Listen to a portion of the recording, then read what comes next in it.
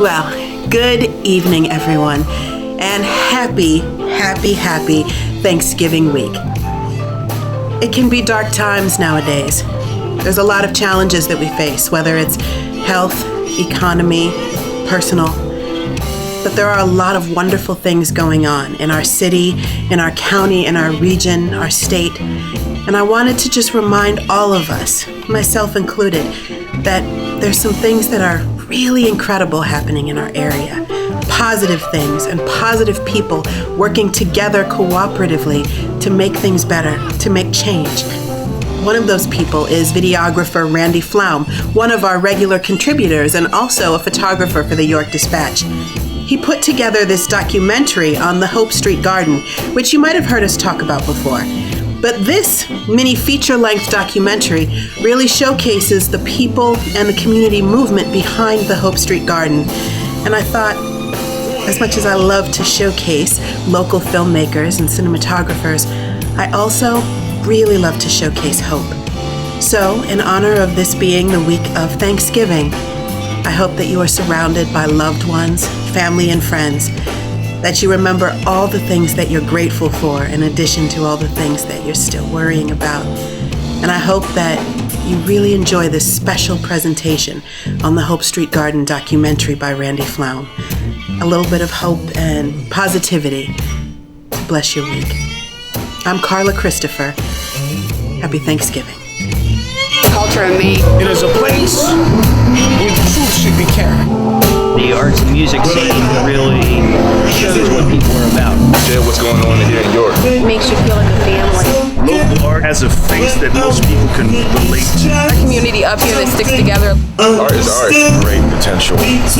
Great artists, poets, singers, writers, directors, filmmakers. It's fantastic. Everyone has a story to tell. That moment, you have to capture that moment and share it with the rest of the world. Showing something that maybe has not been seen before. Without art, I am art. I've been art since I was born. It really adds a great deal to our community. we don't really need art to exist, but you need art to live. Culture made is important, and I think playing out is important, and playing open mics and playing wherever you can play. It's all about us all checking in with each other.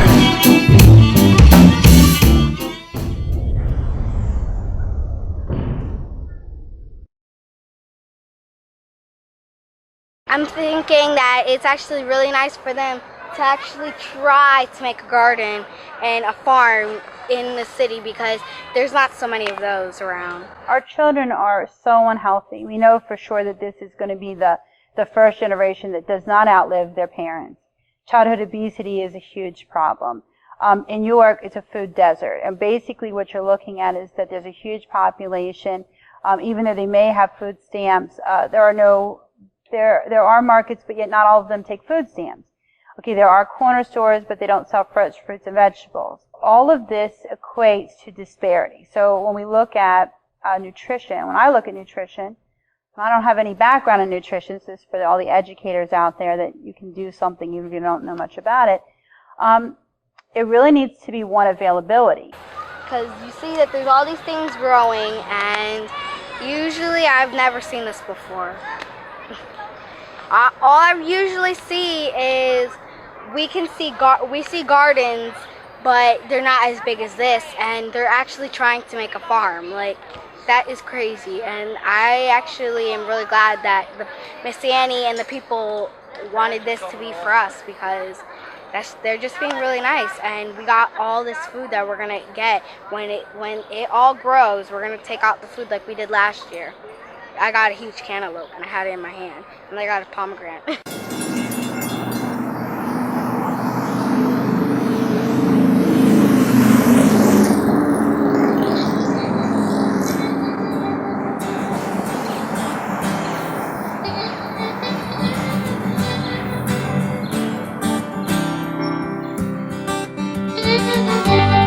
My daddy was a farmer.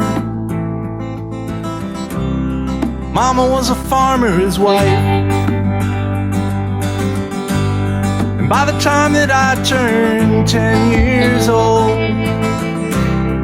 I knew the farmer's life. We have found is that if you put out a bowl of fruits and vegetables alongside of a bowl of chips and pretzels, the children will absolutely go to the fruits and vegetables first. They eventually do go to the chips, but they will eat them. I don't think a lot of people think that's true. But it's just not available to our students, and a lot of times it wasn't available to their parents. And so now this becomes generational. And so what we're trying to do with nutrition is we already know that telling the parents that they need to do one more thing is not the way to make change in our community. We already know this, that our parents are overwhelmed for numerous reasons, and they're really doing the best that they can with what they have. But I feel like if we educate the children on, okay, here's the, not just eat an apple, but here's the value of the apple, or let's grow an apple. And now we're taking that from our garden, they participated in that, care of that. All of a sudden, they're going to always eat an apple, and they're going to always look for an apple. And I thought one of the things that was amazing to me is we started Hope Street a year ago, and this year we had 5 parents start their own gardens. And I thought it would happen, but I never thought it would happen in 1 year. And they're taking pictures and showing me. So now we know that in those families, we have truly affected change. And now they don't have to come to Lincoln or to Hope Street to get a tomato. They can go in their backyard and get a tomato. I would feed the little by giving them a bunch of food if I could find any. And I would come here to look, and I would, if I had to, I would pull some plants and give it to the world, so because I don't want anybody to starve. And if they did, I would feel so bad. So I would try to give them food by asking someone, like, can you please give me some food for the people who don't have any, because people all around the world don't have food sometimes. So I would love to feed them. That's a rock. Or you think that's the floor? Oh my God, man! There's wood under here, you know. There is wood. I'm going. Oh my God! They probably put dirt in there.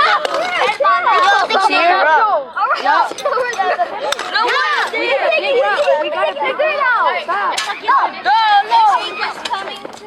Back in October of 2012, Shavosky Buffalo and Kevin Schreiber, Aquina Washington, and myself, and George Fitch, who was then our principal, went down to Hope Street for the very first time. And at that point, the weeds were as tall as the fence, and it was very barren, and it was just terrible. And they had approached us about taking over that property, that Lincoln could take it over as an outdoor garden from the Redevelopment Authority. And at first, I really wasn't that excited about the project because I didn't know anything about gardening, and I certainly didn't know what we were going to do. But when I was in California the year before, I had saw outdoor classrooms that all the schools had them, and I thought, well, no, that's something very cool in an urban environment, that we could put in this outdoor school and the students could go there, and that you would have lots of green space, and you'd have a gardening component, but that you could have reading lessons there or math lessons. And now we realize that there's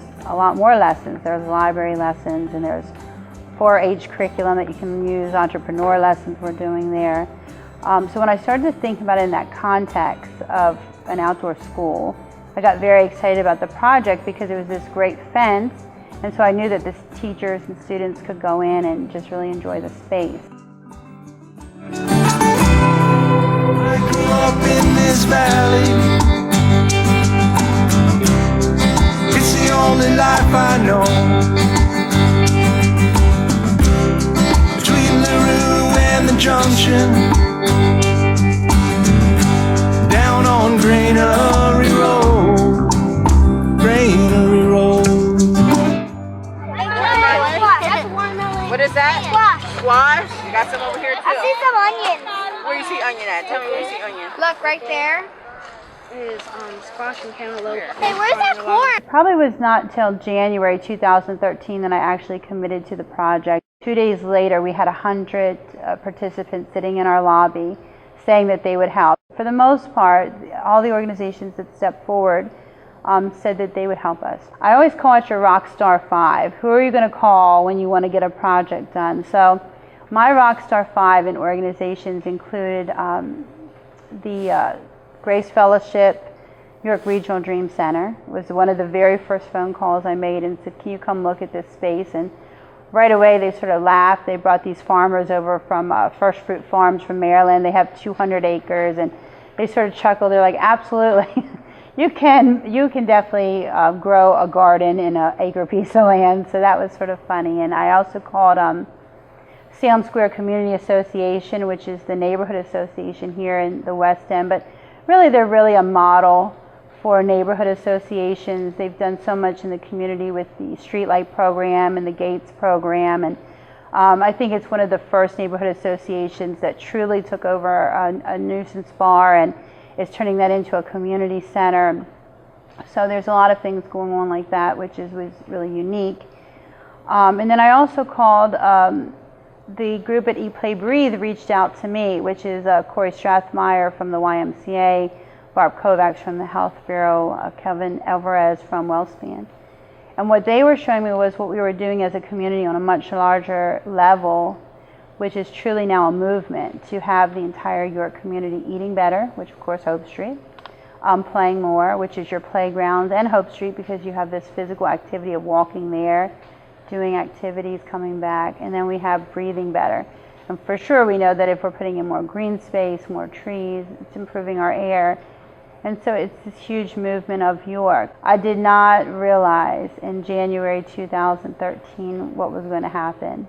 And it's been truly miraculous. That's how I describe it a lot, as miraculous. So fast forward a year later, and we have 10 beds, full growing fruits and vegetables, all go to the children. We have 100 students participating over the summer, about 3,000 during the school year. We're building the first of its kind outdoor classroom, which numerous people told me could not be built, would not be built, for different reasons. And we have 2 sheds there, and we have a greenhouse going up, and it really is that outdoor school that I thought that it would be even before I had a location. Hope Street Garden. I see plants with heart-shaped leaves. I hear people talking. I smell flowers. I feel soft leaves.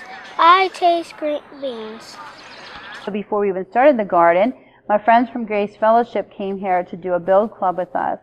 And I was insistent that we were building garden boxes, even though I had no garden.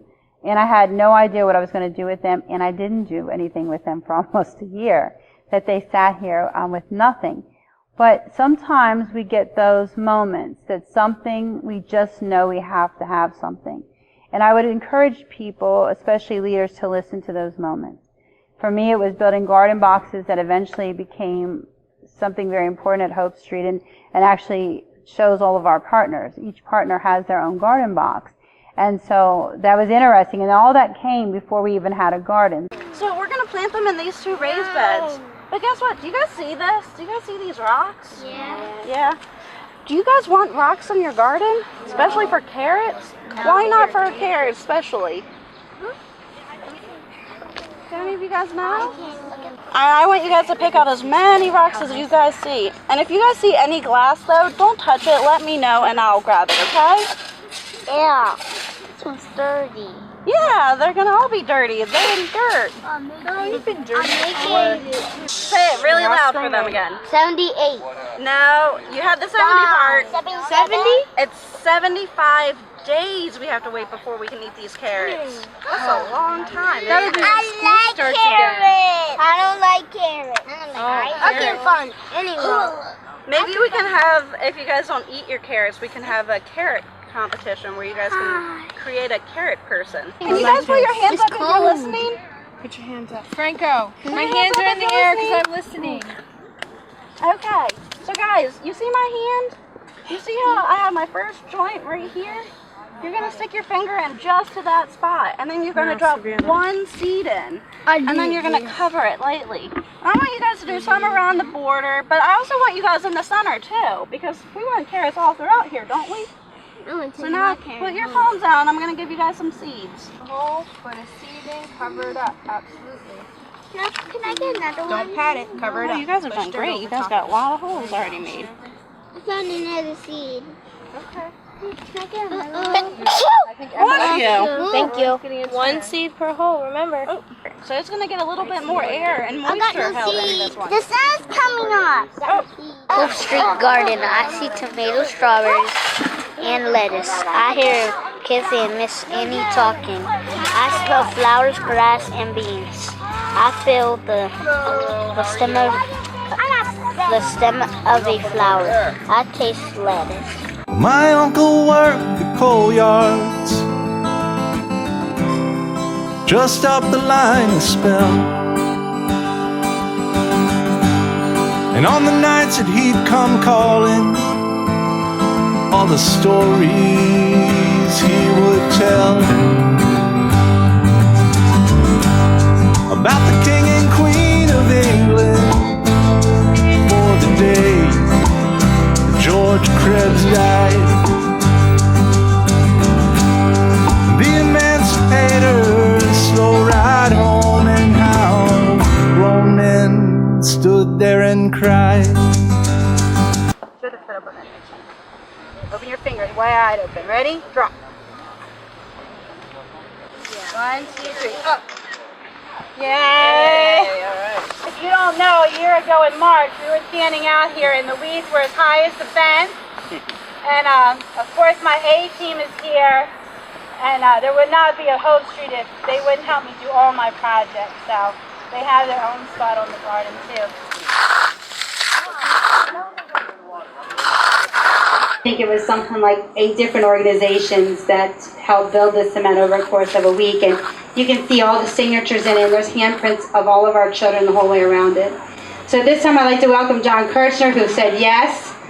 We'll build you cement, Annie Clyde. Welcome, John. Well, our firm was hired to construct the Helen Thaxton School on East Philadelphia Street in York. And through the construction process there, we met Annie Clark.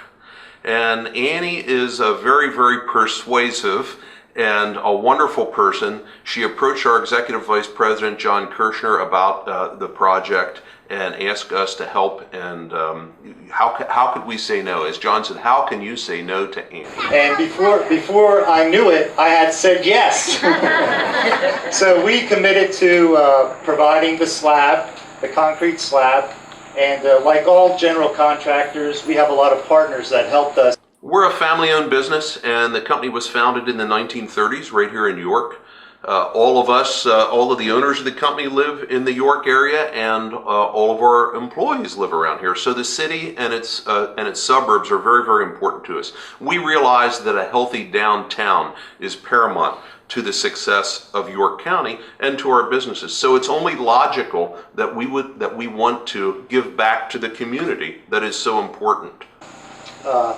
C.S. Davidson helped us with the structural design, so they actually designed the slab for us. Weaver and Son Excavation did all the excavation for the foundations. Ziegler Concrete provided the concrete. Yo Concrete actually provided the labor to set the concrete and also to set the rebar, and the rebar was supplied by Kinsley Rebar. There's actually stone under this slab. The stone is supplied by York Building Products, and Bern Anthony helped in placing all the stone. And these brackets, we actually got a donation from a cleaning service to help provide the brackets, and that was Clean Choice. So again, we appreciate being part of this project. And just to let you know, after we finished this slab, Annie cornered my general superintendent and got him to say yes. And we also installed the gate that's out there that you walked in. So we call Annie the big cheerleader. Thank you.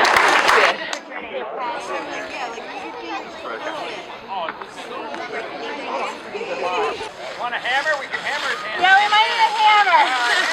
Hammer. Ready, boys? We're coming out. Ready? Don't fall in. Oftentimes, we're asked for monetary contributions, and we support a wide variety of local charities that are doing very good work in the city and the surrounding areas. We also feel that it's important as business people that we have board members from our company, that we supply board members to the nonprofits in the local communities, because, you know, an executive director of a nonprofit has a lot on their plate, and they have to be a jack of all trades. So I think it's very, very good that the business community comes together and supplies our local charities and nonprofits with executives who can help that executive director running a very successful organization. We look at our involvement in the community from two aspects. One is a financial contribution, and the other is a contribution of our time, whether it be executives or, in our case, project managers who can really bring some different skill sets to these nonprofits to help them. For instance, a nonprofit may be considering a building expansion project and the executive director has never built anything before. Well, we can supply the skills and the talent necessary for them to have a very successful project. You can't really tell the difference, but it's kind of like a watermelon, but it's actually cantaloupe. This is cantaloupe. There's more growing now. I would feed the world exactly the way I'm trying to feed the world in York, which is Hope Street Garden Learning Lab. I think that the key to this, and we know for sure that there's some research going on around this, that really gardens have to go up everywhere, that we're really coming to the point in our world that everybody needs to be growing something. Our coach from the NLPH, Joyce Essence, told us that during World War II, 45% of Americans had their own gardens. And that's the highest time in our entire country that went on. And so she's challenged us to look at that a little bit more. So I eventually see this as what are called mini hopes. And so basically, a mini hope would be a small box containing several, they're called jack bags or growing bags, a couple bags of dirt. You'd have your tomato, you'd have your lettuce, you'd have your pepper. And this would be made available to any family in any rural or urban, especially urban areas where we live, that they could place this anywhere. It could go on your front porch, it could go on your back porch, it could go on a balcony, and then all of a sudden our children are growing their own fruits and vegetables. So we know that this is possibility. They're doing it in Florida. For sure they're using the jack bags, and they're having about 40% the yield. And so, and you can do a bag and dirt and a plant for $3. So it's not as hard as people think it would be to change the world and change food for the world. I grew a garden just so I could show Grandma up there that I can do this by myself. And this is actually the first year I did this all by myself with no help. We've been growing this garden now for 5 generations now. So this will be this is the last year for this garden. Hopefully next year we'll have a bigger garden somewhere else. I just like being outside in nature and seeing flowers and gardens, and it just makes me so happy. And fresh fruits and vegetables for everybody, not just me or somebody else. Everybody gets to enjoy it. That's what makes it so nice about Hope Street. Well, unfortunately my corn went bad. I have cherry tomatoes, I have watermelons, I have regular watermelon, I have a grape tree that did not grow this year. Hopefully next year will be better. A lot of cucumbers. I started climbing plants. Didn't realize on how bad it could get. So after I looked, it's gotten pretty bad. And it's up to me. They have a open field up the street. I wish I could afford to get that. I would and make that into a big garden, like Miss Annie did over there at Hope Street, just to show everybody that everybody just enjoys fresh fruits and vegetables, just not the rich people or the poor people. Everybody enjoys it.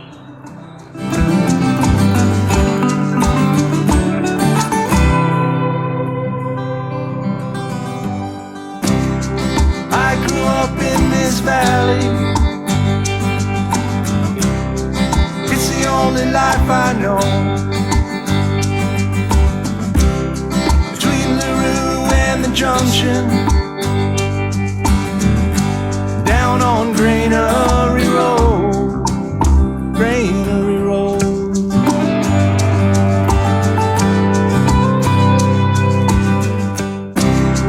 I grew up in this valley. It's the only life I know.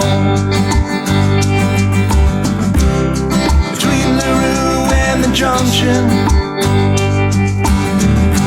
down on Granary Road, Granary Road. I've always lived in the City. I grew up on Queen Street, but I went to a private school called Deep Run. And it was actually a school on a farm, and this was back in the early 70s. And I took a taxi cab to school every day, and this is a true story. And so I went to school on this farm, and I learned about all these things, about farms and gardens and creeks, and I would think 90% of my day was spent outside. And, you know, people might think, well, what do you do about reading? What do you do about math? And you learn these things. You just learn these things. They do come to you. And, you know, so I'm very educated now, so I can tell you that in the long run you still learn. So when I look at our education today, it really does sadden me, you know, not any particular school, but just all of us as a collective group. Students are spending 7 to 9 hours a day in a classroom. The majority of that time, 80% of it, if not more, is spent sitting at a desk. Are they reading? Yes, to some degree, and yet our achievement across the country shows that we're not reading proficiently, that, you know, 40-some% of the children are reading on or above grade level in an urban environment, but nearly 60% are not. Okay, so you can see that not necessarily does seat time equate to really learning. So I think that when you look at our country now with things like the Common Core, you can see that the country is recognizing that this kind of learning in isolation is not really effective. So where are we at? So if you look at all my projects, Hope Street being the largest that I've ever done, it's all about children actually real world learning. Understanding that, okay, we can count, but can we count seeds? And how many go in there? And when do we grow that? And what month is that? And what time of day is that? And when is the sun shining? And actually thinking that everything leads to something. There's always something next. And I tell children that all the time. There's always something next. Always. And so that's what we have to do with our children, is we need to accelerate that learning. So I think some of the best moments I've seen is children sitting there and writing poetry about a plant. Right? And so they're using their writing skills, they're using their reading skills. Of course, they're using mathematics. When we had started this project, we had 2 representatives from each school on our actual planning committee, and they designed the entire garden. So Emily from Logos, her design is very true to what you see at Hope Street Garden. And that was some very early, but they had to do the measurements and what fit. And why did it fit? And now, even when we're doing the drip irrigation, we have high schoolers working on how do we really time that? And so that just shows you how learning becomes real. I see green lettuce and orange tomatoes. I hear people talking. I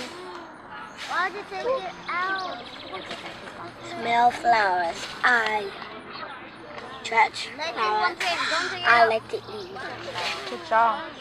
You want to read yours again now? I see beans, flowers, and weeds. I hear trucks building. I smell dirt. I feel happy because I like Hope Street Garden.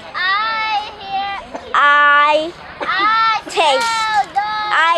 taste strawberries. I'll be thrilled because I feel happy and strong. I will tell the cops to deliver the food to them. Hope Street Garden. I see red strawberries. I hear bees buzzing. I smell dirt. I feel a breeze on my face. I taste vegetables. Hope Street Garden. I see green beans. Write it the right way. I hear bees buzzing. I got distracted because I feel. And what was your sentence? I feel what? What did you say? I feel. What did you tell me? Need help with a word? Show me which word. Okay, do you know how to Smell. Smell strawberries. I feel soft Jordan's team. Jordan's team. Franco and Jeremiah. If you guys are done reading or practicing, read it to each other. Practice reading them to each other. Hi, I'm Tali. This is my brother Dom, and we're gonna be taking a tour of the Hope Street Garden today. These are squashes. They look like pumpkins or watermelons, but they really are squashes. And you can obviously see they're growing as fast as anything. Here are the trails that we made, me and my class and other classes. You can also see we did a very good job. We're also growing corn. And some of the pieces of it is getting dry. Yes. And we also are growing some tomatoes. It's the good part. Yes. We are growing tomatoes too. So I wish there was tomatoes here right now. Oh. And look at that giant yellow one. This is a giant yellow squash right here. Those are the flowers. And look at that little squash. That's the little squash I ever saw. Yes, it's very little. Okay then. There's obviously tomatoes right here too. So you can also see tomatoes are growing fast too. There's one here's red. You can obviously see there are also tomatoes right here. Somebody must have put them up on here. And you can also see they're very yellow, green, and different shapes and sizes. See, we collected rocks. Me and my group, we call our group the Learning Lab people. There is some flowers. As you can see, they have not much weeds, you know? Not so much weeds. We may put some flowers around here to celebrate how much work the people did. You can also see some of them are rotting, but it's not that bad. We cleaned out a bunch of rocks from here, but you can also see there are a little bit more. They are planting different kinds of foods in here. When we get all the rocks out, there are going to be carrots. There are some weeds here and some growing. You'll also see some people put these down here. They look very cool. Well, I'm going to tell you a little story. My yaya, when she first went to California, she saw outdoor classrooms and gardens.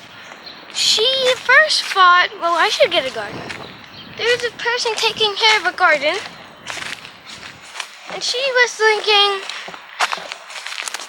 I should buy it. And now all these people are helping churches, like people from churches, students, teachers, Kevin Stryber, the mayor, and now she is making an outdoor classroom. You're going to go right here, okay? I want you to get center. Center yourself up. Get your hands wide open. Right, and lean out. No, not on the edge. Go.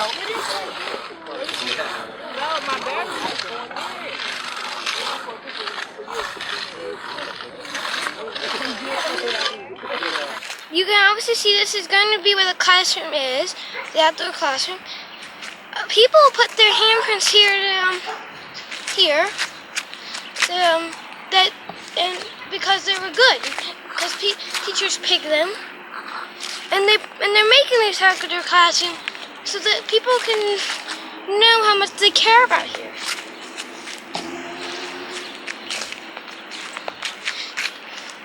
This outdoor classroom will be a great experience for people.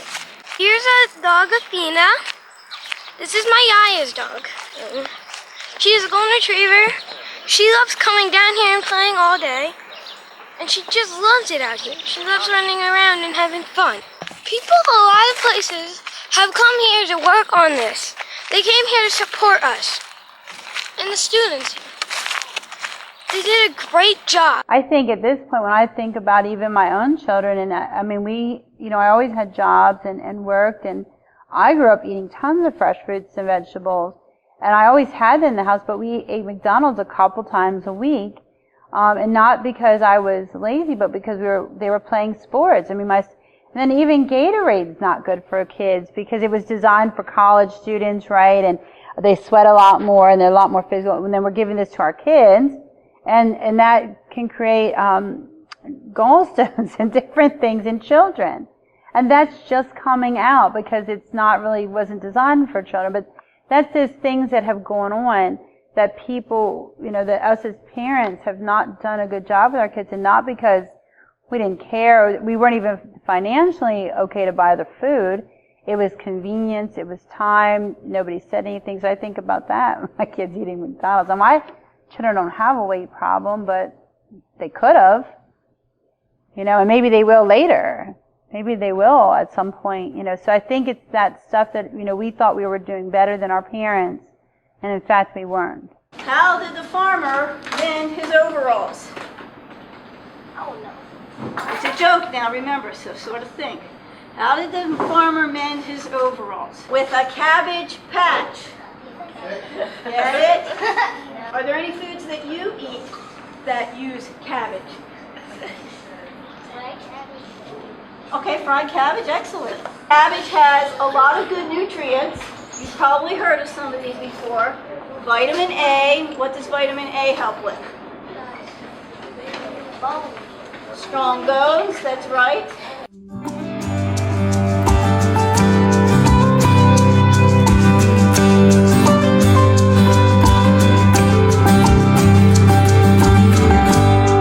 Mama needed we'd run errands to the store at Old Man Shives. Well, he'd sell her goods on credit and slipped us penny candy on the side. And most days we'd walk to Glenrod, be it sun or wind or rain. Fridays saw a shiny diamond Batman passenger train. I grew up in this valley. It's the only life I know. Between LaRue and the Junction, down on Granary Road, Granary Road.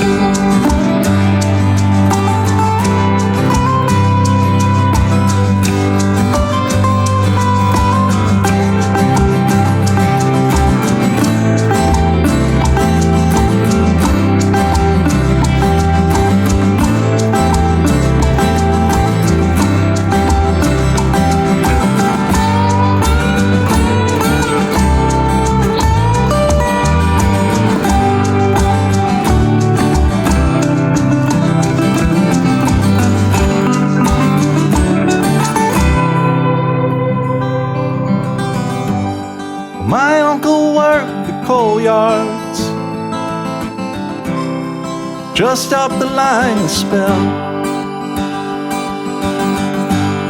And on the nights that he'd come calling, all the stories he would tell about the king and queen of England, for the day George Krebs died. The emancipator's slow ride home, and how grown men stood there and cried. I grew up in this valley.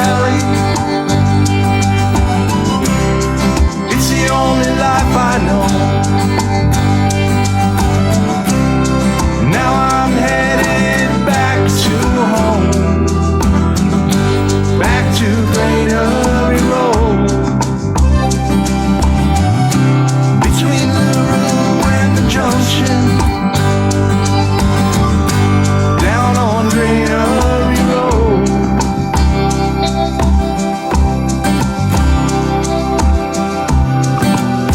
Greenery Road.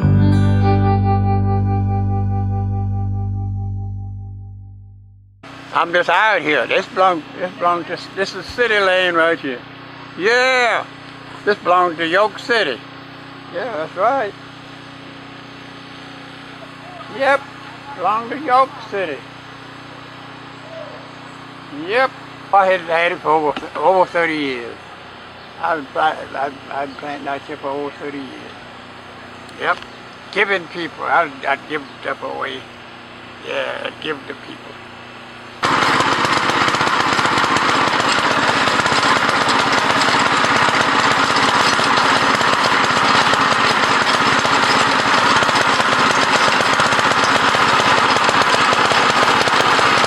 I come here 51 from South Carolina. Come here 51 from South Carolina. Yep, I go garden before I come here. So I said, well, I used to go corn 3 and 4 stoke. I had 4 years to the stoke out there. Yeah, I got some of the seed at home right now. Yep. I see some onions. Where you see onion at? Tell me where you see onion. Look, right there. Is squash and cantaloupe. Hey, where's that corn? Why? I'm glad to see them learn the kids something myself. I'm glad to see them trying to learn them what a garden is. Yep. A lot of people don't have stuff out of garden. You know, you give it to them, I think they appreciate it. I would buy a bunch of seed packets of a bunch of vegetables and everything, and I would actually plant them and start handing them out to people, like, so they could have plants of their own and they don't have to. So farmers got less work for them. They still plant things, but I at least gave people in the world some more stuff. So they're not directly going to stores or anything like that. They got things growing in their own backyard. Sitting there talking to the lady at Nutrition Links. She teaches the Nutrition Links class, a 6-week class, to teach parents about healthy foods, healthy cooking. The parents have multiple things. So they have measuring cups. They don't have measuring spoons. They cook for what they're eating that day. They have no containers. Some parents have absolutely no electric, so you're not cooking. You have no water, so you're not washing anything. So it's all these things. It's not just one thing. And so then we call the parent, as educators, we're like, we're concerned that your child didn't eat today, or whatever we say. We say different things. Here's a parent who has no electric, has no containers, right? What are they feeding their children? And then all the stores around them, the 4 or 5 stores that they can walk to, sell no fruits and vegetables. You said it here.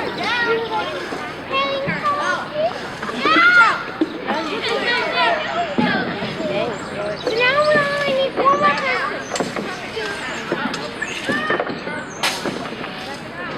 Now hold on, y'all get in there. Come on, Sally. That's it, Evelyn. That's it. You gotta twist it, remember? Twist. Ooh. Hold it up in the air, the 3 of you. Yes, champion. Great. He was the keeper. Right? He kept it when nobody else wanted it. And then that saved it for us so when we came along. So my friend, Shavosky Buffalo, who is sort of a director down there at the RDA. And our other friend, Kevin Schreiber, who's now our state representative. And all these things, you should learn names, right? All these things mean something to you, even if you don't think they mean something to you.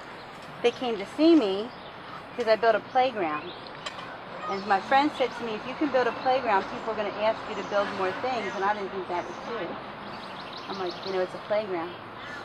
But he was right. So when the playground got built, about a month later, they said, we want you to look at some green space. And I was like, I knew nothing about gardening. I was a teacher. I was a community activist, but I knew nothing about gardening. So I don't want you to think you have to know something to do it. So we went and looked at this green space off the street across from Gus's, and I said, no, you need that for parking. You don't want to give that up as a garden, right, and then take it away, because then people get mad. I get mad. So we came and looked at this space, and my answer was no. It was too big. I mean, look how big this thing is, right? Would you want to take this one all by yourself? No, me either. But in a moment, what had happened was a year before that I was in California and saw these outdoor schools. And I thought, what would happen if you could build an outdoor school? What if that was really the case? That kids could read outside, or do math outside, or just sit outside for just a minute, right? Not be stressed. What would that make a difference to a kid and how they thought about their world? You joined the Navy. You know what the Navy is? Do you know what the Navy is? The Navy is one of our armed forces that help protect the United States. They're the ones that go out on boats. Maybe one day one of you guys might want to be in the Navy. I'll be a basketball player. That's good. I like that too. I'll be a football. That sounds good. I want to be soccer. You like soccer? All right. I want to be a veterinarian. That's very good. Cat. Oh! And over 100 games and books. Oh! And over 100 maids and cooks. Oh! They had a lot of stuff. Yeah. Their house is crowded. Look at that. Oh! There was once a goose by the name of Tilly who bragged and bragged, which was very silly, wasn't it? She is thinking. Can I read that? No, I'm reading it, baby. I'll let you read another book, okay? Thank you. It is. It's a chair. See it? That's the back of the chair, and that's the seat, and that's the legs.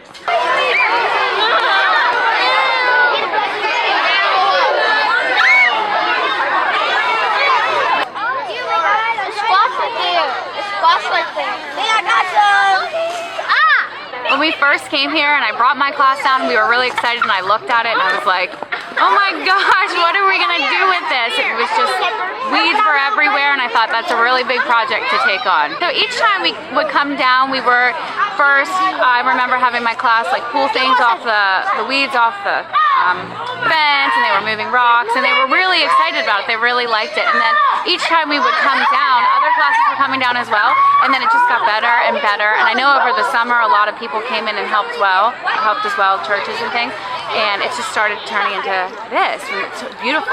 We're picking fruits and vegetables and vegetables. I just said that. So throwing flowers and throwing flowers, and we're putting over there where the baskets are. My friends, right now we're listening here. Planted some gourds. Now some gourds are smooth. It's an apple. And some gourds are bumpy. You want to put it in red? Look. Some gourds are bumpy. I'm really excited this year and last year that the students are able to come down here. They love coming down here. We're going to start having classrooms down here and doing things with them instead of having to clean it up anymore. And I'm so happy they have this opportunity to come down here and have a green space where they can learn and play and be outside. My third grade friends kept their piece of ribbon after they cut it, which was pretty cool. Okay, so what you're going to do is you're going to open your scissors, but you're not going to cut. Open your scissors and pretend you're cutting so we can take the picture. You accept responsibility for the garden. Yeah, we talked about that, right? We can't cut the ribbon unless we accept responsibility for it. We got to take care of it, right? Anything we own, we got to take care of. And all the streets that lead to the garden. All right. Thank you. Right? How about your soup, okay? All the children you see up here have worked in this garden at one time or the other. And so, Ariana, where are you at? I got this huge bear. Come over here, Ariana. Oh, that's another Ariana. Oh, we got two Arianas. Ariana is a 12th grader at Helen Saxon Charter School, and she is my go-to. She's like my assistant, which is fantastic. She's really good. The benefits of having an outdoor learning classroom is more than what we see. It's more than what we hear our kids saying, and it even runs deeper than seeing the smile on our child's face because they're having fun picking fresh vegetables out of the garden. They help create themselves, and even with this great gift that Miss Annie has given us.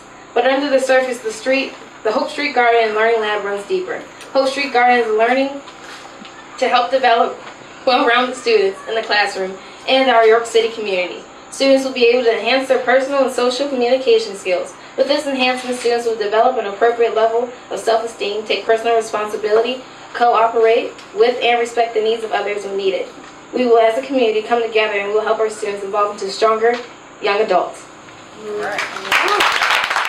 We have these green spaces who are owned by the Redevelopment Authority because they've been abandoned properties and they've been torn down. Our RDA was smart enough to think of some of them as using as houses, of course, but also to think to reach out to our community and say, how about building a garden? You know, that was somebody else's idea, it wasn't mine. I think that's very interesting to see green space used differently, and what does that promote? Our community coming together, that we have, you know, political figures, and we have churches, and we have schools, public and private, working together. That your community will get around change, but you have to have something to change. Most people that I see talk about leadership is they're always talking about money. If we had money, I'd build this. If we had money, I'd build that. And all the projects that I've ever done, we never had any money. We never had a single dollar. We had a dream, and then we just started getting people to help us with that dream. And I would say people will follow good work. And so if your reputation is you do good work, then people will follow you and they will want to help you with it. I would say use the student voice. I think that we use that very effectively. And I always allow people to bring what they want. I never really ask people to bring something I want. I just want to know what they want to bring, and then I accept it and say thank you more. She inspires me. In the brief time that we were friends, she told me things that will carry you a lifetime. Stand up. No matter how mean people are, don't let them see you be upset. And she was right about that. And the further you go and the more that you do in your community, the more people come at you. And the more that you have to be willing to stand up, and in most cases, stand alone. We're just standing up for our community, and we're doing it in the neighborhood. Instead of having a meeting on the inside, we're having it on the outside. Just picked a corner to stand on, and everybody suggested that we stand on this side because we didn't know what that side would look like by this time. So what we plan to do is continue action within the community, continue to do activities within the community all over Northeast, South, and West, not just on the West End. They need to stand up for it. So I want them to know that it's their streets and they have to be safe, because that's where they grow up. So really, they own it, and wherever we go, we prove that we own it. So, right? Thank you, Ms. So far, it's been on this end because we haven't had any activity. We're getting ready to start the police academy. We're getting ready to start block watch, and also citizens codes training.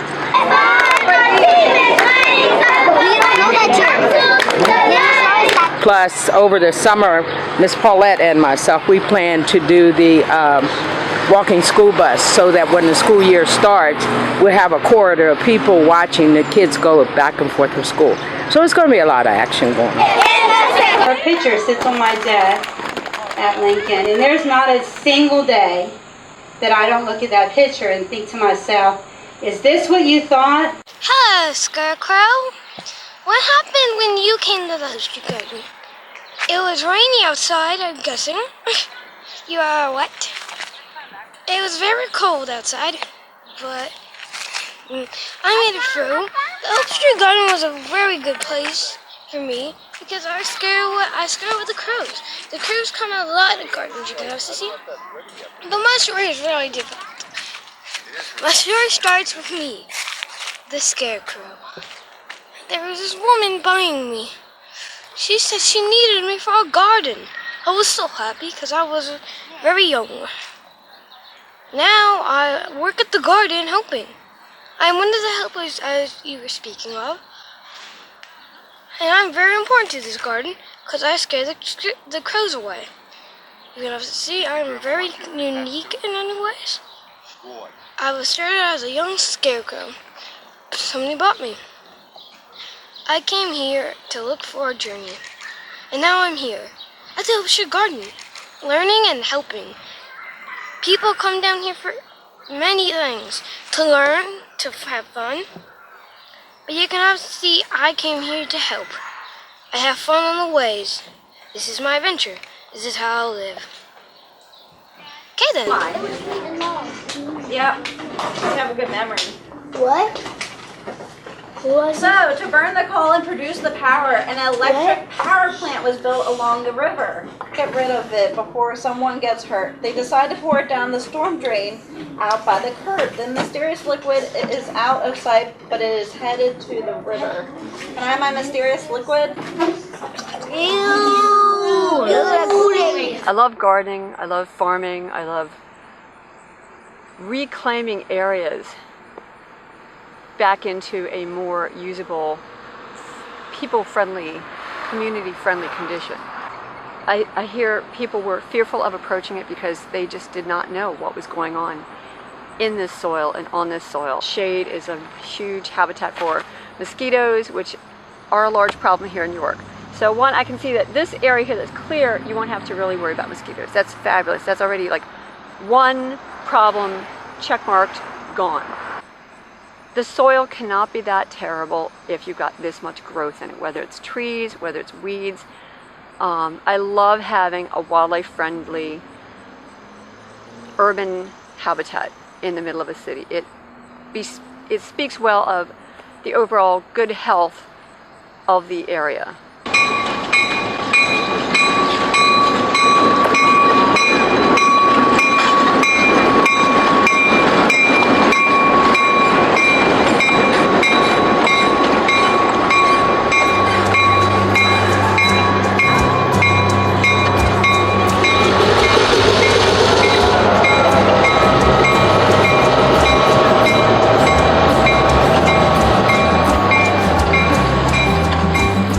At York because this kind of like my inspiration because there's lots of vegetables here and we can feed them well.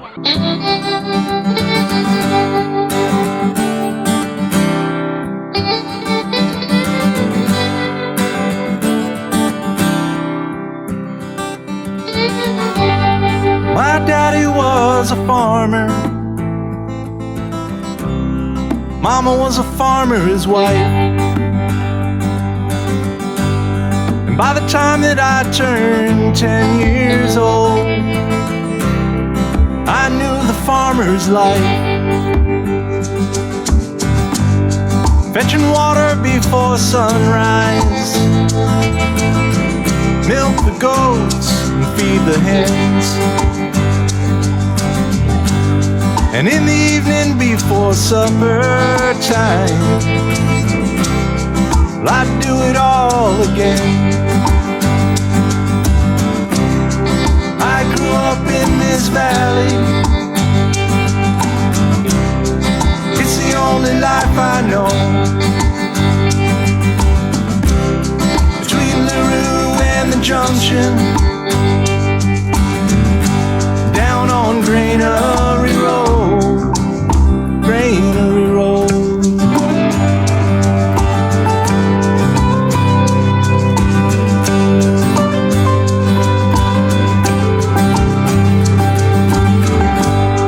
Mama needed we'd run errands to the store at Old Man Shives. Well, he'd sell her goods on credit and slipped us penny candy on the side. And most days we'd walk to Glenrod, be it sun or wind or rain. The Fridays saw a shiny diamond that meant passenger train. I grew up in this valley. It's the only life I know.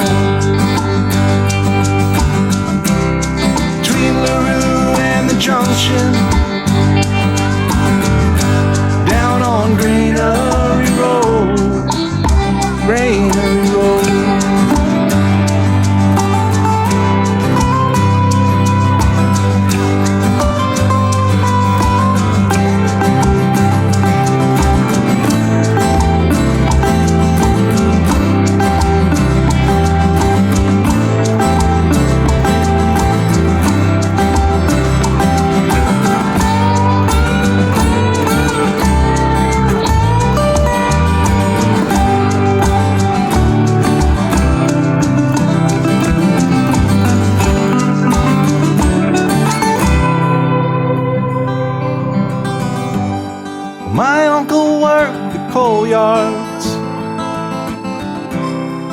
just up the line a spell. And on the nights that he'd come calling, all the stories he would tell about the king and queen of England, for the day George Krebs died, the emancipators slow ride home, and how grown men stood there and cried. I grew up in this valley, it's the only life I know. Now I'm headed back to home, back to Granary Road. We found a bunny! Let the bunny alone. You're scaring it. It's moving. Okay, go away from the bunny. Guys, it's going. It's over there. You're scaring him. It's over there. Where'd he go? What's up? He ran over there.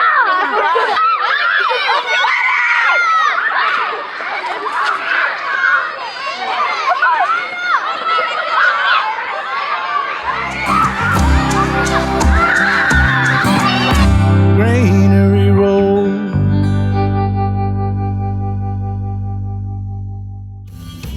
Thank you so much for joining us right here on the corner of Culture in Maine. I hope you had a great time and that you really enjoyed spending time with some of our brand new hosts. So of course, thank you Anna Jane for dropping by York to spend time with us on the art trail. And also, of course, to Dustin Nispel, our fabulous First Friday host. We love having you and Jessica come by and take us around some of the best of downtown. If you'd like to know more and hear more, see more, or let us know what we haven't covered yet, find us on Facebook. Click like. Culture in Maine, right there on Facebook. We're also on Twitter, @CultureInMaine, or you can email us, cultureinmaine@gmail.com. So please keep those cards, letters, and suggestions coming, and we'll see you next week, right here on the corner of Culture in Maine. I'm really excited about this. I love the atmosphere. I just want to know more about it. I see it evolving, changing, growing. I like it. It's fleeting. Once it happens, once a song comes out, once a poem comes out, it'll never come out the same. Something like Culture in Maine is documenting what's going on in a way that will have that lasting staying power. It just breeds growth. It's a necessity. It's